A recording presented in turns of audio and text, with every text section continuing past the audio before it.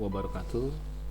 Perkenalkan, nama saya Ahmad Ridwan dari Universitas Pancasakti, Bekasi dengan NIM 39222540, Prodi Teknik Informatika, mata kuliah kalkulus dengan dosen pengampu Ibu Irvia Eriza MPD.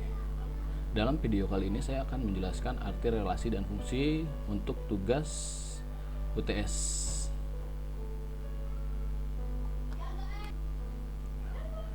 Di sini saya sudah membuat daftar isi. Yang pertama yaitu definisi relasi, yang kedua relasi dapat dinyatakan dengan 3 cara, yang ketiga domain, kodomain, range, yang keempat definisi fungsi, dan yang kelima macam-macam fungsi. Definisi relasi. Istilah relasi yang dapat diartikan adalah dengan hubungan. Sudah sering Anda dengar misalkan hubungan ayah dengan anak, hubungan guru dengan murid, dan sebagainya. Dalam matematika, untuk mendefinisikan sebuah relasi, kita perlu memahami pengertian tentang himpunan. Untuk mendefinisikan suatu relasi R diperlukan yaitu suatu himpunan A, suatu himpunan B, dan suatu aturan atau kalimat matematika terbuka. Definisi relasi ialah hubungan antara dua himpunan A dan B yang saling berpasangan antara anggota A dengan anggota B. Relasi dapat dinyatakan dengan 3 cara, yaitu yang pertama diagram panah, yang kedua himpunan pasangan berurutan, dan yang ketiga diagram koordinat atau grafik. Contoh, Via, aku senang permen dan coklat. Andre, aku senang coklat dan es krim. Dan Ita, aku suka es krim. Dari contoh di atas dapat dibuat 2 himpunan, yaitu himpunan A adalah himpunan nama orang. Himpunan A yaitu Via, Andre, dan Ita. Sedangkan himpunan B adalah himpunan makanan kesukaan. Himpunan B yaitu es krim, coklat, dan permen. Relasi dari himpunan A ke himpunan B adalah makanan kesukaan dan dapat dinyatakan dengan 1. Diagram panah, 2. Himpunan pasangan berurutan, dan 3. Diagram koordinat atau grafik. Untuk diagram panahnya seperti ini, menunjukkan angka panah, Via, Andre, dan Ita, dan kesukaannya. Dan untuk himpunan pasangan berurutan seperti ini, kurung kurawal dalam kurung Via dan permen, Via dan coklat, Andre dan coklat, Andre dan es krim, dan Ita dan es krim. Untuk diagram koordinat grafiknya seperti ini. Domain, kodomain, dan range. Jika A dan B himpunan yang diketahui di antara anggota-anggotanya ditentukan suatu relasi R dari A ke B, maka relasi R ini merupakan himpunan bagian dari A dikalikan B.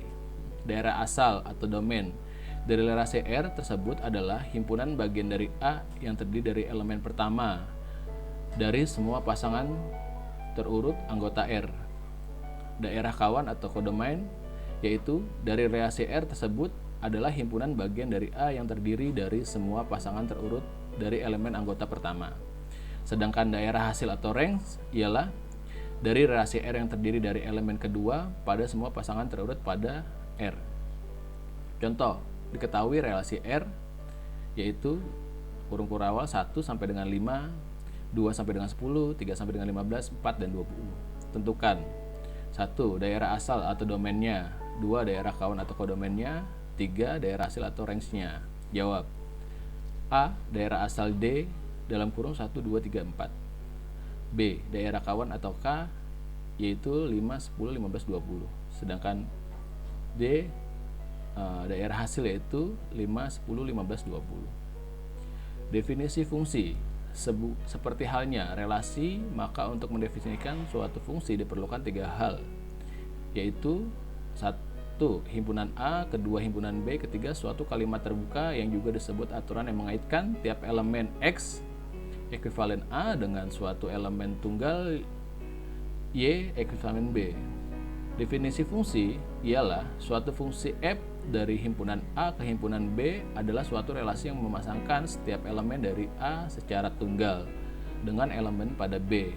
Hal itu ditulis F yaitu A relasi ke B. Contoh di sini untuk himpunan A-nya terdiri dari nama anak dan himpunan B-nya terdiri dari nama orang tua.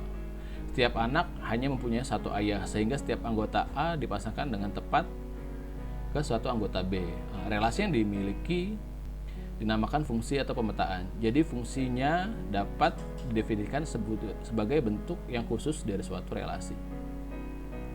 Macam-macam fungsi. 1. Fungsi ke dalam into, 2. Fungsi ke dalam onto, 3. Fungsi 1, 4 fungsi konstan, dan 5 fungsi identitas.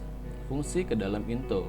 Jika F diakui A lebih kecil dari B dan F dalam kurung A ikuti B, maka F dinamakan fungsi ke dalam into. Ini berarti ada unsur B, equipment B yang tidak merupakan peta atau bayangan suatu unsur A, equipment A. Contohnya seperti gambar di bawah ini.